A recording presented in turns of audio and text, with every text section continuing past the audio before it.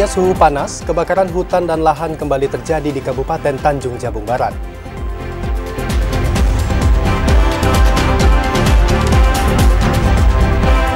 PT Hutama Karya Persero mendapatkan investasi guna pembangunan jalan tol seksi 4 Tempino Simpang Nes.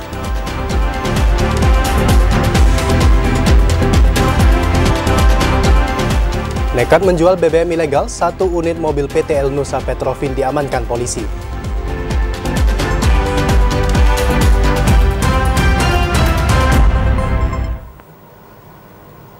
Assalamualaikum warahmatullahi wabarakatuh. Terima kasih Anda masih menyaksikan Jambi hari ini, edisi Sabtu 2 November 2024. Ya, selain 3 topik utama tadi, tim redaksi kami juga telah menyiapkan sejumlah informasi penting dan menarik lainnya untuk Anda. Bersama saya, Septinita. Dan saya, Alhimni Raihan, inilah Jambi hari ini selengkapnya.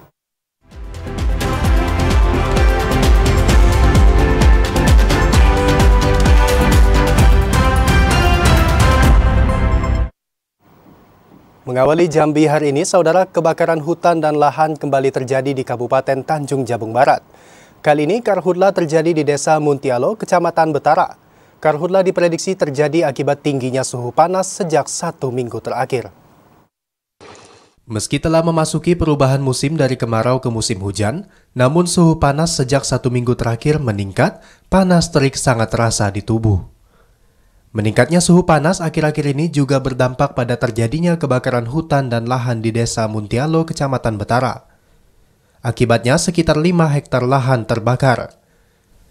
Kepala Desa Muntialo Muhammad Nasir mengimbau masyarakat untuk tetap waspada terhadap meningkatnya suhu panas yang terjadi akhir-akhir ini, yang berpotensi terjadinya kebakaran baik pemukiman maupun lahan areal perkebunan. Masyarakat diimbau untuk tetap waspada dengan tidak melakukan pembukaan lahan dengan cara membakar. Kita sebagai pemerintahan desa sangat menghimbau kepada seluruh masyarakat Desa Muntialo, khususnya dan pada umumnya masyarakat Kecamatan Betara. Selain itu, warga yang memiliki hobi memancing juga diminta tidak membuang puntung rokok sembarangan, karena kondisi rerumputan dan semak yang mengering sangat mudah terbakar dan bisa menyebabkan kebakaran hutan dan lahan. Didi Haryadi, TVRI Jambi melaporkan. Musim kemarau berkepanjangan membuat Badan Penanggulangan Bencana Daerah Kabupaten Batanghari terus meningkatkan kewaspadaan terhadap ancaman karhutla dengan memperpanjang status karhutla hingga akhir November mendatang. Musim kemarau dirasakan sejumlah wilayah yang ada di Provinsi Jambi, khususnya Kabupaten Batanghari. Mengantisipasi dampak dari kemarau tersebut, BPBD Batanghari harus melakukan perpanjangan status tanggap karhutla sampai akhir November mendatang. Kepala Pelaksana BPBD Batanghari Ansori mengatakan, pertimbangan terhadap perpanjangan status merujuk dari surat edaran pemerintah Provinsi Jambi, serta masih ditemukannya kasus kebakaran lahan di Batanghari. Selain karhutla, dampak kemarau juga memicu terjadinya fenomena gelombang panas yang dikhawatirkan bisa mempengaruhi daya tahan tubuh masyarakat. Sampai 31 Oktober, karena cuaca nampaknya masih panas dan tidak ada kemungkinan karhutla lagi, sehingga diperpanjang oleh provinsi dan kami juga akan memperpanjang status juga menjadi 30 November. Tapi cuaca sekarang tentunya kami menghimbau kepada masyarakat agar kalau tidak pentingnya dia tidak usah keluar rumah. Ansori juga mengimbau masyarakat untuk dapat mengurangi aktivitas di luar rumah serta selalu mengkonsumsi air putih agar terhindar dari dehidrasi di tengah kondisi cuaca panas ekstrim ini. Ade Juniawan, TVRI Jambi melaporkan. Saudara, tim Laboratorium Forensik Polda Sumatera Selatan diterjunkan ke lokasi kejadian terbakarnya gedung Samapta Mapolresta Jambi. Dan saudara, tim ini akan memastikan penyebab dari insiden kebakaran tersebut. Pasca terbakarnya ruang Samapta di gedung Mapolresta Jambi pada Jumat malam tadi, hingga saat ini petugas kepolisian Polresta Jambi masih melakukan penyelidikan penyebab dari insiden kebakaran tersebut. Bahkan dijadwalkan tim Lab 4 Polda Sumatera Selatan akan tiba di Jambi pada hari ini. Nantinya, tim Lab 4 ini akan menyelidiki secara pasti penyebab dari insiden kebakaran tersebut. Kapolresta Jambi Kombes Pol Eko Wahyudi mengatakan, pasca insiden kebakaran, satu ruang Samapta Polresta Jambi habis terbakar. Selain membakar ruangan, sejumlah gas air mata milik Samapta Polresta Jambi juga turut habis terbakar. Beruntung api tidak membesar setelah petugas pemadam kebakaran diterjunkan ke lokasi kejadian. Bahwa peristiwa kebakaran ini tadi malam pada pukul 20.45 waktu Indonesia bagian barat, ada 2 orang saksi yang melihat adanya kepulan asap di satu ruangan di lantai bawah gedung Mapolresta Jambi, tepatnya di gedung Samapta, di ruangan Sat Samapta. Kemudian 2 orang saksi ini menyampaikan kepada piket Sat Narkoba bahwa ada kepulan asap. Kemudian anggota Sat Narkoba dan piket fungsi yang ada di sini memberitahukan kepada Dinas Pemadam Kebakaran. Selanjutnya Dinas Pemadam Kebakaran datang sebanyak 7 unit dan melakukan pemadaman. Alhamdulillah pada pukul 21.40 api dapat dipadamkan. Sebelumnya, gumpalan asap hitam menutupi gedung Mapolresta Jambi pada Jumat malam. Terlihat melalui rekaman video amatir, asap hitam keluar dari sejumlah ruangan. Beruntung api dapat dipadamkan setelah 7 armada dan 40 orang personil petugas damkar ke lokasi kejadian. Ashar, TVRI Jambi melaporkan. Kebakaran hanguskan salah satu ruangan Samapta di Polresta Jambi. Beruntung api tidak membesar dan berhasil dipadamkan sebelum meluas ke ruangan lainnya. Video amatir memperlihatkan markas kepolisian resort Kota Jambi terbakar pada Jumat malam. Kepulan asap keluar dari bangunan 1 lantai tersebut. Api bersumber dari salah satu ruangan satuan Samapta Polresta Jambi. Saat insiden terjadi, awak media dilarang masuk dan hanya berada di depan pagar. 7 unit armada dikerahkan ke lokasi kebakaran. Beruntung, api belum sempat meluas. Namun dari sejumlah informasi, sempat terjadi ledakan gas air mata yang menyulitkan petugas pemadam. Api baru bisa dipadamkan setelah 1 jam proses pemadaman. Kami mendapatkan laporan langsung dari Pak Kapolresta, salah satu ruangan bangunan di Polresta terbakar, dan kita menurunkan 7 armada untuk antisipasi jangan sampai terjadi penyebaran. Dengan personil 40 personil, alhamdulillah api dapat dipadamkan. Kalau dugaan sementara konsleting listrik, tapi nanti akan dilakukan penyelidikan lebih lanjut oleh pihak kepolisian. Saat ini penyebab kebakaran masih didalami. Tidak ada korban jiwa dalam insiden tersebut, namun kuat dugaan api berasal dari korsleting arus pendek.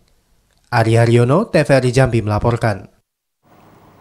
Dalam sorotan lainnya, Saudara, guna percepatan pembangunan jalan tol Seksi 4 Tempino Simpang Nes, PT Hutama Karya Persero mendapatkan investasi sebesar 3 triliun dari penyertaan modal negara. Dan Saudara, ditargetkan sesi 4 ini selesai pada Juni 2025 mendatang. Progres jalan tol Seksi 4 terus dibangun guna menyelesaikan target pada 2025 mendatang. Ruas tol Betung Jambi Seksi 4 ini yaitu Tempino hingga Simpang Nes sepanjang 18,5 km yang telah dikerjakan sejak Juni 2024 lalu. Project Director HK Tol Ahmadi mengatakan pada pembangunan jalan tol Seksi 4 ini pihaknya mendapatkan investasi sebesar 3 triliun rupiah dari penyertaan modal negara atau PMN yang diberikan kepada PT Hutama Karya Persero selaku pengembang jalan tol Trans Sumatera. Sementara terkait pembebasan lahan telah mencapai 99,53%. Meski belum 100% namun tidak mempengaruhi pengerjaan fisik. Ahmadi juga mengatakan untuk progres jalan tol Seksi 4 telah mencapai 37,75% dan ditargetkan selesai pada Juni 2025 mendatang. Jalan tol ini akan terdapat rest area tipe A dan SPBU. Sebelumnya, tol Jambi Seksi 3 Bayung Lencir Tempino telah diresmikan dan sudah dapat digunakan. Waktu yang dibutuhkan untuk menuju Bayung Lencir dari Jambi hanya 20 menit, sementara jika menggunakan jalan nasional mencapai 2 jam perjalanan. Yogi Ramadhani, TVRI Jambi melaporkan. 1 unit mobil PT El Nusa Petrofin diamankan polisi termasuk 6 orang pelaku. Mobil beserta sopir ini diamankan lantaran nekat menjual BBM jenis solar bersubsidi secara ilegal. Subdit 4 Tipiter Ditreskrim Suspolda Jambi mengamankan 1 mobil tangki milik PT El Nusa Petrofin.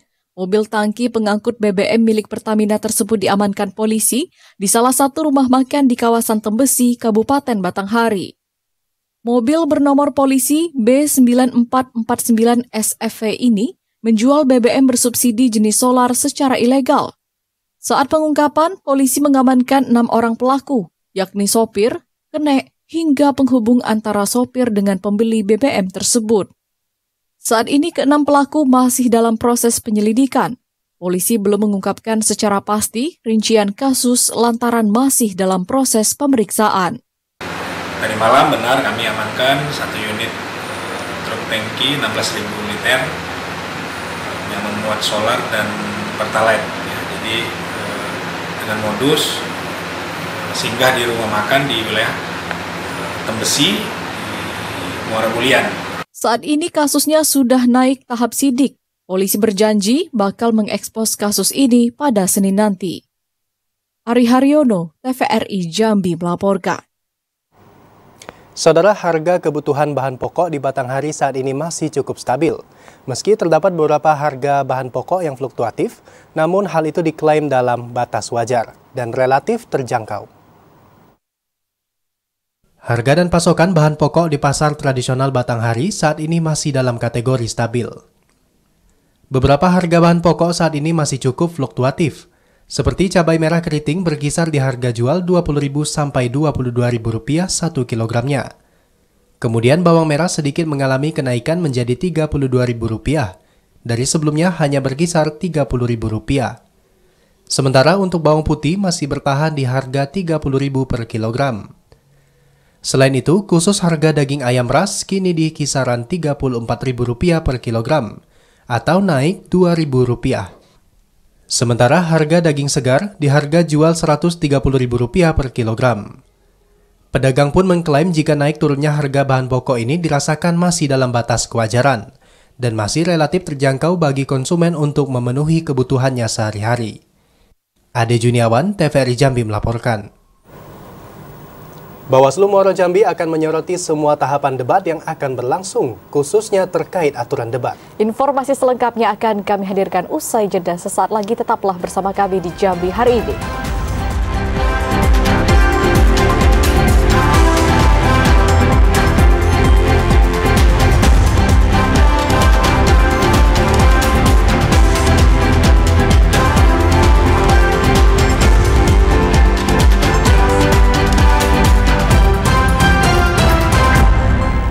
Terima kasih saudara, Anda masih bersama kami di Jambi hari ini dalam segmen menuju Pilkada 2024. Berbagai persiapan dilakukan oleh penyelenggara, yakni KPU dalam menyukseskan pelaksanaan debat terbuka bagi 4 paslon Bupati dan Wakil Bupati Muaro Jambi. Bagaimana kondisi terkini di lokasi debat perdana di Kabupaten Muaro Jambi? Kita telah terhubung dengan kontributor TVRI Jambi, Azam Afnan. Selamat sore, Azam. Bagaimana persiapan di lokasi debat yang akan berlangsung pada malam ini, Azam? Ya, Siska dan pemirsa, Komisi Pemilihan Umum Kabupaten Muaro Jambi telah melakukan berbagai persiapan dalam pelaksanaan debat terbuka untuk pemilihan Bupati dan Wakil Bupati di Kabupaten Muaro Jambi 2024. Untuk persiapan berdasarkan koordinasi kami bersama Komisioner KPU Muaro Jambi, Supriyadi, untuk pelaksanaan debat telah siap 100%, artinya tinggal lagi menunggu waktu untuk pelaksanaan.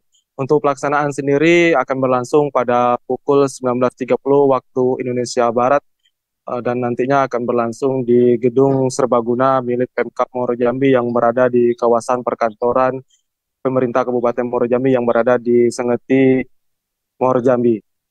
Untuk debat terbuka akan diikuti 4 pasangan calon, yakni paslon nomor urut 1 Asnawi Rifai berpasangan dengan Supratno, dan paslon nomor urut 2 yakni Sawaludin dan Juanda, dan pasangan nomor urut 3 Masna Busro berpasangan dengan Zulkifli, dan paslon nomor urut 4 yakni Bambang Bayu Soseno dan bersama Junaidi Mahir. Saat ini KPU bersama jajarannya masih melakukan penataan untuk persiapan debat yang akan berlangsung nanti malam. Ya, kembali ke studio. Ya Azam, tema apa yang diusung dalam debat perdana Pilbub Muaro Jambi ini Azam? Ya, untuk tema sendiri berdasarkan rumusan yang dilakukan KPU bersama perumus, yakni terkait dengan akselerasi pembangunan menuju Muaro Jambi yang mandiri dan berkelanjutan. Tema ini selaras dengan RJPD Kabupaten Muaro Jambi 2025-2045. Untuk debat kali ini akan dilakukan terdapat 6 segmen untuk durasi debat, sementara untuk durasi debat akan berlangsung selama 180 menit. Untuk segmen pertama, penyampaian visi dan misi dari 4 pasangan calon, dan kedua itu terkait dengan pendalaman terkait dengan visi dan misi dari 4 pasangan calon. Kemudian segmen 3 tentang penajaman dari visi misi, dan segmen keempat dan kelima itu para pasangan calon saling bertanya jawab tentang visi dan misi dari semua pasangan calon. Dan segmen terakhir ya ini closing statement dan penutup dari 4 pasangan calon, yakni Asnawi Rifai, Zuanda, Mas Nabusro, dan Bambang Bayu Soseno. Ya, kembali ke studio. Ya, laporan langsung Azam Afnan dari Kabupaten Muaro Jambi. Terima kasih atas laporan Anda. Selamat sore dan selamat bertugas kembali. Bawaslu Muaro Jambi akan menyorot semua tahapan debat yang akan berlangsung pada Sabtu malam, baik itu materi debat, perlakuan porsi waktu, hingga peserta yang hadir di lokasi debat. Badan Pengawas Pemilihan Umum Kabupaten Muaro Jambi mengingatkan kepada KPU setempat terkait dengan aturan dalam pelaksanaan debat terbuka bagi 4 pasangan calon Bupati dan Wakil Bupati Muaro Jambi yang akan berlangsung pada Sabtu malam di Gedung Serbaguna. KPU sebagai pelaksana diminta untuk dapat memberikan porsi durasi waktu yang sama terhadap semua pasangan calon. Kemudian dapat memperhatikan perlengkapan dalam penunjang debat, tidak ada unsur citra diri atau nomor urut yang mengarah ke salah satu pasangan calon atau partai politik. Pimpinan Bawaslu Muaro Jambi Divisi Penanganan Pelanggaran dan Penyelesaian Sengketa Elvi Prasetya mengatakan, Bawaslu akan mengawal ketat keberlangsungan debat terbuka yang diselenggarakan oleh KPU. Selain mengingatkan mekanisme kepada KPU, pada pelaksanaan debat nantinya Bawaslu juga mengawal ketat keterlibatan aparatur sipil negara dalam pelaksanaan debat. Elvi menegaskan debat tidak boleh dihadiri oleh ASN kecuali pejabat yang diundang oleh KPU. Tindakan yang bisa menguntungkan dan merugikan bagi calon, dan itu contohnya ancamannya di 188. 188 itu dikenakan pidana kurungan 1 bulan sampai 6 bulan. Kemudian Bawaslu juga mengingatkan kepada para pendukung agar dapat menjaga kondusivitas keberlangsungan debat. Tata tertib harus ditaati demi keberlangsungan debat yang damai. Azam Afnan, TVRI Jambi melaporkan. Saudara, debat perdana pasangan calon bupati dan wakil bupati juga akan digelar oleh Komisi Pemilihan Umum Kabupaten Bungo Sabtu malam ini. Bagaimana persiapan di lokasi? Untuk itu kita telah terhubung dengan kontributor TVRI Jambi, Mukriandi, melaporkan langsung dari Bungo. Halo, selamat sore Mukriandi. Bagaimana persiapan di lokasi debat yang akan berlangsung saat ini untuk malam nanti, Mukriandi? Baik, selamat sore. Dapat kami sampaikan untuk persiapan debat perdana pemilihan bupati dan wakil bupati di Kabupaten Bungo untuk saat ini sudah memasuki proses persiapan, di mana persiapan untuk saat ini sudah memasuki 100% untuk pelaksanaan nanti malam pada pukul 19.30, di mana di pihak KPU sendiri saat ini terus melakukan persiapan, juga melakukan gladi resik antara KPU dengan tim-tim yang lainnya. Untuk saat ini pada debat kandidat perdana di Kabupaten Bungo ini terdapat 2 pasangan calon bupati dan wakil bupati, yakni dari pasangan paslon nomor 1, yakni dari pasangan Dedi Putra berpasangan dengan Tri Wahyu Hidayat, sedangkan paslon 02 Jumian Aguza berpasangan dengan Maidani. Untuk debat kali ini, pertama ini KPU melaksanakan 6 segmen, di mana setiap segmen terdiri dari segmen pertama, yakni penyampaian visi dan misi antara kedua paslon Bupati dan Wakil Bupati Bungo. Kemudian untuk segmen kedua, pertanyaan untuk paslon khusus Bupati kedua paslon, dan untuk segmen ketiga pertanyaan kepada khusus untuk Wakil Bupati dan Wakil Bupati kedua paslon. Kemudian untuk segmen keempat terdiri tanya jawab atau antara paslon 01 dengan 02, begitu juga untuk segmen kelima. Sedangkan untuk segmen keenam closing pada akhir dari kegiatan debat perdana di Kabupaten Bungo. Di sini KPU Bungo juga berharap setiap pendukung maupun pendukung kedua paslon tidak diadakan layar tancap atau istilahnya untuk penonton di luar di luar gedung yang dilaksanakan di Ballroom Hotel Semagi Muarabungo. Ini mengingat untuk kondisivitas dan kelancaran debat dana ini biar tidak terjadi hal-hal yang tak diinginkan di antara kedua pendukung di setiap paslon. Demikian. Kembali ke studio. Ya, Andi, untuk mencegah hal-hal yang tidak ingin terjadi, lalu bagaimana pengamanan yang dilakukan untuk kelancaran acara debat malam ini, Andi? Baik, berdasarkan informasi yang kami dapat dari pihak Polres Bungo, saat ini Polres Bungo sudah mensiagakan sebanyak 261 lebih personel di titik-titik yang telah ditentukan. Juga diikuti dengan puluhan dari personel TNI dari Kodim 0416 Bute, juga gabungan dari Salpo PP. Ini ditujukan di titik guna mengantisipasi tidak terjadinya hal-hal yang diinginkan dari para pendukung yang akan mengikuti debat publik perdana ini di Kabupaten Bungo. Itu juga pihak dari Polres Bungo juga mengimbau dan mengharapkan kepada kedua pendukung paslon Bupati dan Wakil Bupati Bungo ini untuk tetap menonton maupun mengikuti di posko pemenangan masing-masing. Ini dengan tujuan untuk tidak terjadi gesek-gesekan maupun sejadinya tidak diinginkan di saat terjadinya debat perdana ini. Sehingga pihak Polres Bungo mengantisipasi di lokasi gedung Ballroom Semagi Hotel tidak ada layar tancap atau menonton secara beramai-ramai. Ini dengan tujuan untuk mengantisipasi biar kegiatan debat kandidat untuk pertama ini berjalan lancar dan tertib. Demikian. Ya. Persiapan debat pemilihan Bupati Bungo, Mukriandi melaporkan langsung dari Kabupaten Bungo. Terima kasih dan selamat kembali bertugas. Dan saudara, debat terbuka perdana pasangan calon Bupati dan calon Wakil Bupati Tanjung Jabung Timur telah digelar. Penyelenggara sempat kecolongan karena ada simpatisan yang membawa balon. KPU berharap akan ada evaluasi di debat kedua. KPU Kabupaten Tanjung Jabung Timur resmi menggelar debat terbuka perdana Pilkada 2024 untuk kedua pasangan calon. Pelaksanaan debat yang dihelat di Aula Gedung DPRD Kabupaten Tanjung Jabung Timur mengangkat tema pembangunan kesejahteraan masyarakat berbasis potensi daerah.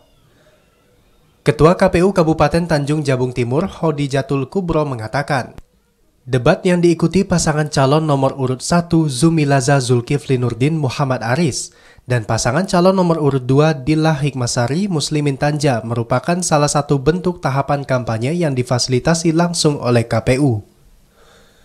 Dalam tahapan ini, kedua pasangan calon diberikan wadah untuk bersosialisasi langsung kepada masyarakat Kabupaten Tanjung Jabung Timur mengenai visi dan misi maupun program unggulan yang akan mereka paparkan. Penyampaian visi dan misi pada debat diharapkan mampu memberikan informasi kepada masyarakat dalam menentukan pilihannya pada saat hari pemungutan suara 27 November 2024 mendatang. Gelaran debat juga sebagai ajang untuk meningkatkan partisipasi masyarakat dalam pemilihan nanti. Alhamdulillah pelaksanaan debat pertama sudah selesai pada malam ini. Dan untuk selanjutnya insya Allah dilaksanakan debat kedua pada tanggal 14. Pelaksanaan di debat kedua mudah-mudahan bisa lebih baik lagi. Apa yang menjadi kekurangan pada malam hari ini bisa diperbaiki lagi pada debat kedua. Meski berjalan aman dan lancar, KPU Kabupaten Tanjung Jabung Timur mengakui sempat kecolongan dengan adanya simpatisan salah satu pasangan calon yang membawa balon dan ditiup di dalam arena debat. KPU akan lakukan evaluasi sebelum debat kedua yang akan dihelat pada Kamis 14 November 2024 mendatang. Cliva Patria, TVRI Jambi melaporkan. Calon Bupati dan Wakil Bupati Tanjung Jabung Timur nomor urut 1 Zumilaza Zulkifli Nurdin dan Muhammad Aris Usung Samudra bangkit di Pilkada 2024. Program ini diharapkan mampu mensejahterakan rakyat. Visi Samudra bangkit. Samudra adalah sejahtera, adil, mandiri, unggul, demokratis, dan agamis. Dan visi misi ini sudah pernah dijalankan dan sudah pernah dirasakan oleh masyarakat. Itu kenapa kami membawa kata bangkit, yang kami harapkan visi misi Samudra ini dapat bangkit kembali dan dapat dinikmati oleh masyarakat Kabupaten Tanjung Jabung Timur. Program visi misi Samudra bangkit memiliki 13 program unggulan, yang dimana dari sektor perikanan kami akan memberikan popok secara gratis, alat tangkap dan juga mesinnya, yang kami harapkan perekonomian dari sektor perikanan akan meningkat. Dan untuk sektor perkebunan dan juga pertanian kami akan membantu untuk bibit dan pupuk bersubsidi, juga peralatannya. Yang kami harapkan adalah hasil yang diterima oleh masyarakat dapat lebih maksimal. Dari sektor UMKM dan juga wisata, yang kami harapkan ini akan menjadi perekonomian baru. Disitulah kenapa. Sementara itu, saudara, pasangan calon Bupati dan Wakil Bupati Tanjung Jabung Timur nomor urut 2, Dila Hikmasari dan Muslimin Tanja, menjanjikan keberlanjutan program sebelumnya dengan semangat membangun bersama rakyat untuk sejahtera dan bahagia atau merata. Dari itu, izinkanlah kami pasangan nomor urut 2, Dila Muslimin Tanja, untuk melanjutkan pembangunan di Kabupaten Tanjung Jabung Timur. Membangun bersama rakyat menuju kesejahteraan dan kebahagiaan. Merata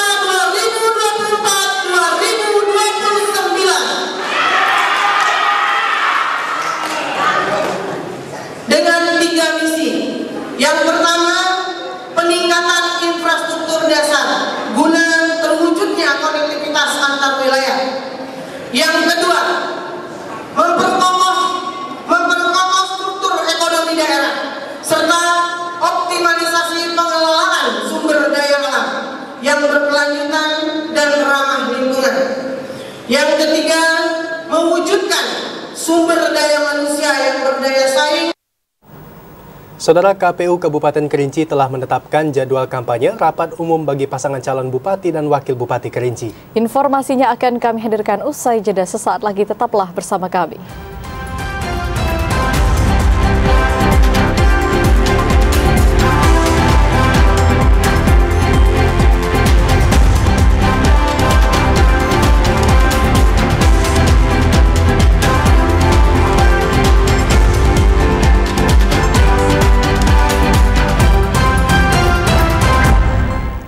Terima kasih saudara, Anda masih bersama kami, masih dalam segmen menuju Pilkada 2024. KPU Kabupaten Kerinci telah menetapkan jadwal kampanye rapat umum bagi pasangan calon Bupati dan Wakil Bupati Kerinci pada Pilkada serentak tahun 2024. Seluruh kampanye rapat umum akan berlangsung di bulan November tahun 2024 atau sepekan sebelum hari pemungutan suara. KPU Kabupaten Kerinci telah menetapkan jadwal kampanye rapat umum bagi pasangan calon Bupati dan Wakil Bupati pada pemilihan Kepala Daerah serentak 2024. Berdasarkan jadwal yang telah ditetapkan, seluruh kampanye rapat umum masing-masing pasangan calon akan berlangsung pada bulan November 2024 atau sepekan sebelum hari pemungutan suara. Jadwal tersebut meliputi pasangan calon Bupati nomor urut 1, Letkol Purnawirawan Darmadi dan Darifus di tanggal 23 November, pasangan calon nomor urut 2, Tafiani Kasim dan Ezi di tanggal 20 November, pasangan nomor urut 3, Monadi dan Murison di tanggal 17 November, pasangan Dr. Dery dan Aswanto di tanggal 21 November 2024. Ketua KPU Kabupaten Kerinci Husni mengatakan penentuan jadwal kampanye rapat umum merupakan hasil koordinasi antara pihak pasangan calon dengan KPU Kabupaten Kerinci serta unsur terkait. Pihaknya juga bekerja sama dengan pihak kepolisian dan TNI serta Bawaslu untuk memastikan situasi tetap kondusif selama proses kampanye berlangsung. Kami telah melakukan rapat koordinasi baik itu dengan pihak calon atau melalui RO masing-masing calon dan juga dengan unsur terkait termasuk unsur pihak keamanan, Bawaslu gitu kan. Kita telah membagi jadwal kampanye rapat umum, itu telah kita terbitkan SK dari KPU. Itu kita jadwalkan satu paslon itu satu kali. Rata-rata mereka mengagendakan itu di akhir-akhir jadwal kampanye. Ada yang di tanggal 20, tanggal 21, sama tanggal 23 November nanti. Husni juga mengatakan pilkada serentak merupakan momentum penting untuk masa depan Kabupaten Kerinci. Kepada seluruh pasangan calon diminta mematuhi peraturan yang telah ditetapkan serta menjaga situasi yang kondusif selama masa kampanye berlangsung. Ilwan, TVRI Jambi melaporkan. KPU Kota Sungai Penuh tetapkan 4 lokasi kampanye rapat umum bagi pasangan calon wali kota dan wakil wali kota Sungai Penuh. Dan saudara, hingga saat ini KPU Kota Sungai Penuh masih menunggu usulan jadwal bagi pasangan calon wali kota dan wakil wali kota untuk melaksanakan kampanye akbar rapat umum. Pilkada serentak pada tanggal 27 November 2024 mendatang merupakan pesta demokrasi yang wajib dimeriahkan oleh seluruh masyarakat Indonesia, tidak terkecuali masyarakat Kota Sungai Penuh. Untuk menyukseskan pelaksanaan pilkada serentak, KPU Kota Sungai Penuh telah memfasilitasi sebanyak 4 lokasi bagi paslon wali kota dan wakil wali kota untuk melaksanakan kampanye akbar rapat umum. Ketua KPU Kota Sungai Penuh Jumira Lestari mengatakan, pihaknya telah mempersiapkan 4 lokasi bagi paslon yang ingin melaksanakan kampanye akbar rapat umum, yaitu di Lapangan Merdeka Kota Sungai Penuh, Lapangan Koni, Lapangan Pemda, ex-MTQ Kota Sungai Penuh, serta di Lapangan Desa Kumun di depan rumah dinas Wali Kota Sungai Penuh. Untuk kampanye rapat umum, KPU Sungai Penuh sudah memfasilitasi untuk tempat. Itu berada di 4 titik. Pertama di Lapangan Merdeka Sungai Penuh, kemudian Lapangan Pemda ex-MTQ kemarin, kemudian Lapangan Koni, dan satu di depan rumah dinas Wali Kota Sungai Penuh. Nah, 4 tempat ini yang kita fasilitasi. Kemudian untuk jadwal itu kita serahkan kepada paslon. Pada pelaksanaan kampanye akbar rapat umum, para paslon dilarang melaksanakan kegiatan tersebut di hari yang sama dan akan diawasi oleh pihak Bawaslu serta pihak keamanan dari Polres Kerinci serta Kodim 0417 Kerinci. Pahlan, TVRI Jambi melaporkan.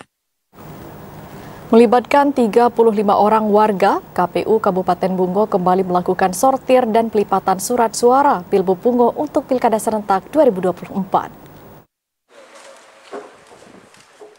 Komisi Pemilihan Umum KPU Kabupaten Bungo kembali melakukan penyortiran serta pelipatan surat suara untuk pemilihan Bupati dan Wakil Bupati Bungo. Pelipatan surat suara tersebut dilakukan di Aula Gedung Dharma Wanita Muara Bungo. Ketua KPU Bungo Armidis mengatakan, hari ini KPU Bungo kembali melakukan sortir serta pelipatan surat suara untuk pemilihan Bupati dan Wakil Bupati Bungo. Relawan sortir dan pelipatan surat suara melibatkan masyarakat yang sebelumnya sudah berpengalaman pada pelipatan surat suara pada Pileg dan Pilpres lalu. Namun, relawan tetap diberikan arahan tata cara sortir dan pelipatan surat suara. Relawan yang ikut dalam pelipatan surat suara tersebut sudah dilakukan steril terlebih dahulu dengan tidak dibolehkan membawa handphone dan alat senjata tajam lainnya. Sebelum penyortiran dan pelipatan dimulai, dilakukan pemeriksaan oleh security dan aparat kepolisian yang berjaga di area pelipatan surat suara. Dan sortir surat suara untuk jenis pemilihan Bupati dan Wakil Bupati.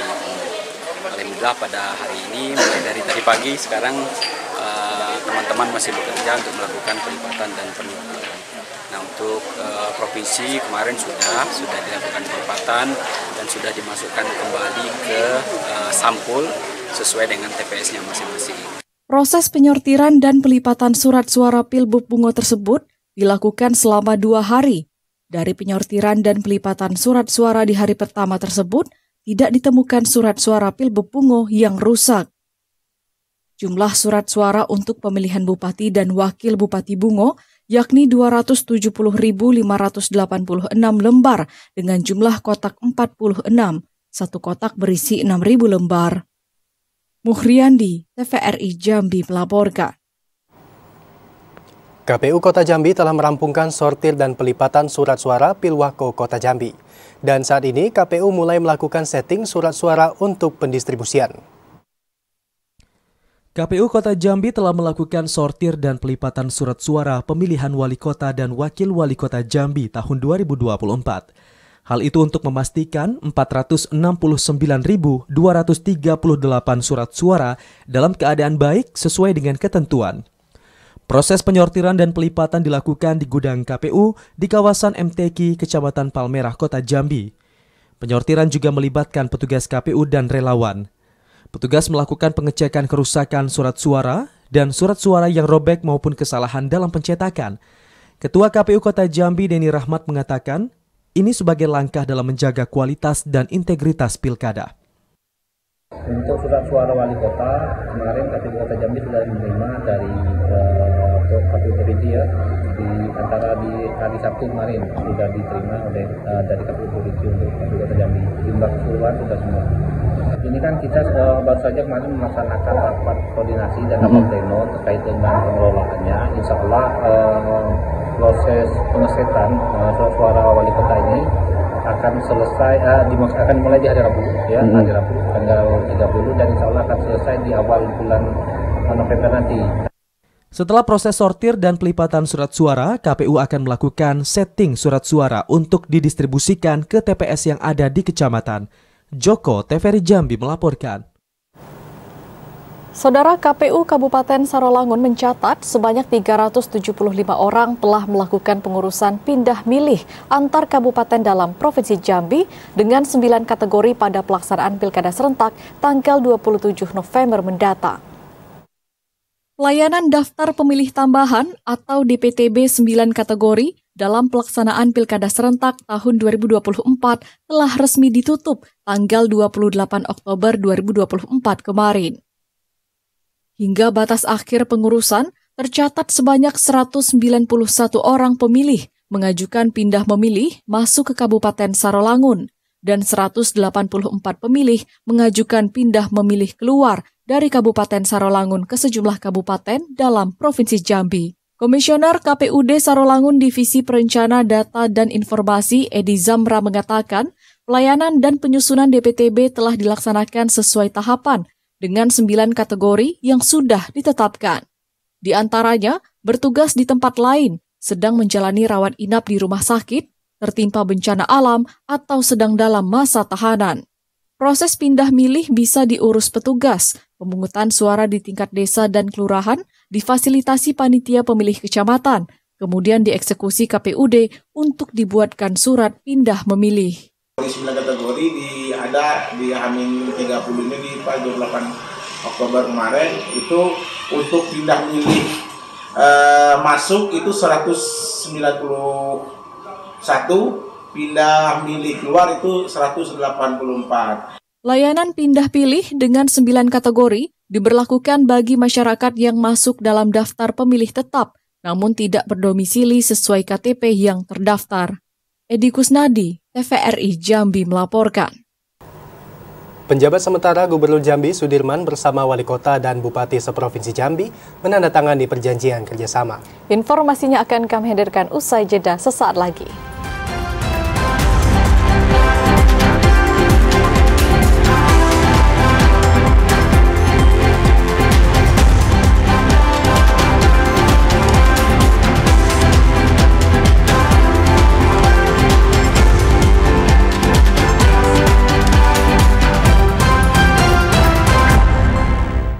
Saudara, Anda menyaksikan Jambi hari ini dalam segmen advertorial.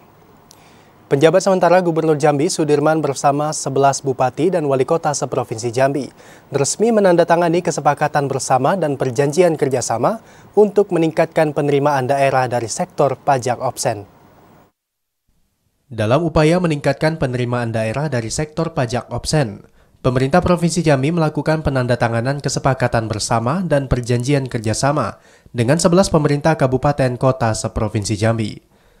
Penandatanganan perjanjian kerjasama tersebut dilakukan langsung oleh penjabat sementara Gubernur Jambi Sudirman dengan Bupati maupun Wali Kota.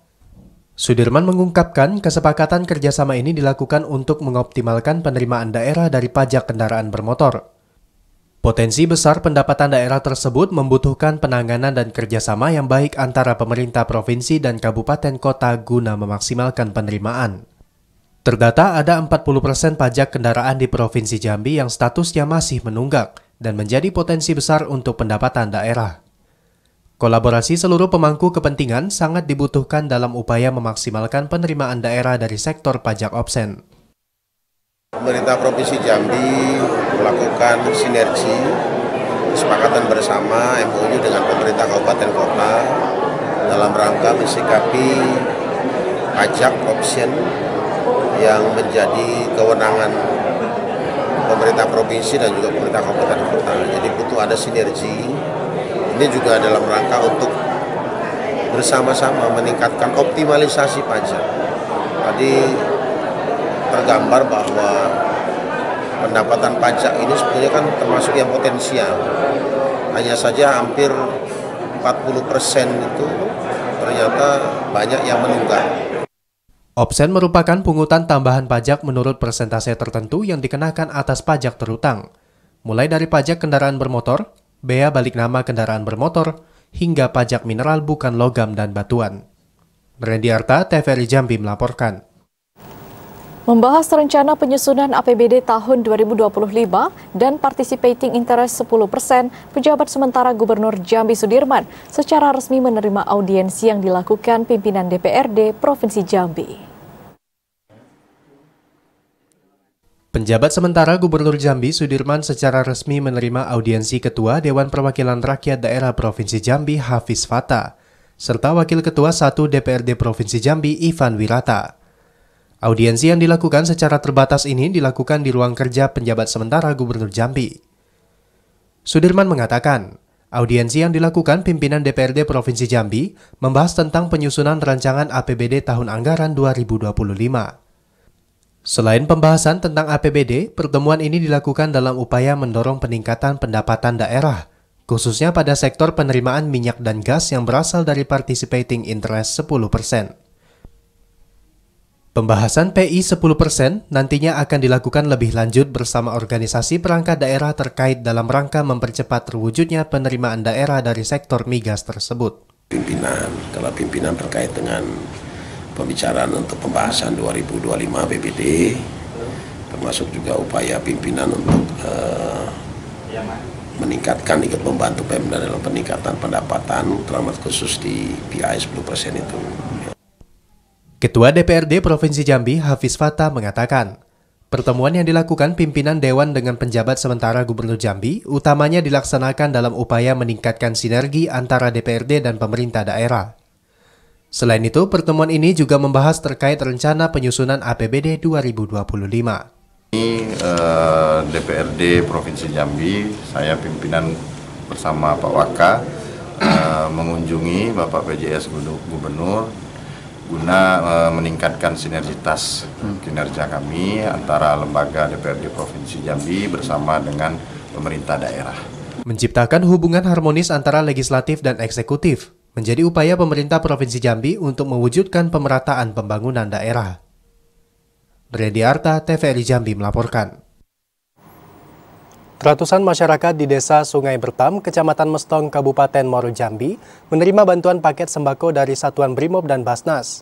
Dan saudara, bantuan tersebut diharapkan dapat meringankan beban para warga di tengah kondisi ekonomi yang kurang baik. Satbrimob Polda Jambi dan Basnas menggelar bakti sosial di Masjid Baitur Rahim, Desa Sungai Bertam, Kecamatan Mestong, Kabupaten Muaro Jambi. Sekitar 125 paket sembako disediakan untuk masyarakat di sekitar Mako Batalion A Pelopor Satbrimob Polda Jambi. Ratusan paket sembako tersebut merupakan hasil dari zakat, infak, dan sedekah yang dikumpulkan Basnas dari para muzaki dan dermawan di Provinsi Jambi. Hari ini kita mendistribusikan lebih kurang 250 paket kepada Brimob Polda Jambi sebagai bagian dari pembuktian bahwa Basnas itu harus hadir untuk kepentingan bangsa dan negara. Dan kebetulan ini dalam rangka HUT BRIMOB tahun 2024. Lembaga atau institusi negara ini berkelanjutan secara terus-menerus, dan saya berharap tahun depan kerjasama ini akan lebih besar lagi antara Basnas dengan BRIMOB Polda Jambi. 5 paket sembako dari BRIMOB Polda Jambi, dan itu berasal dari distribusi zakat infak sodakoh dari Basnas Provinsi Jambi.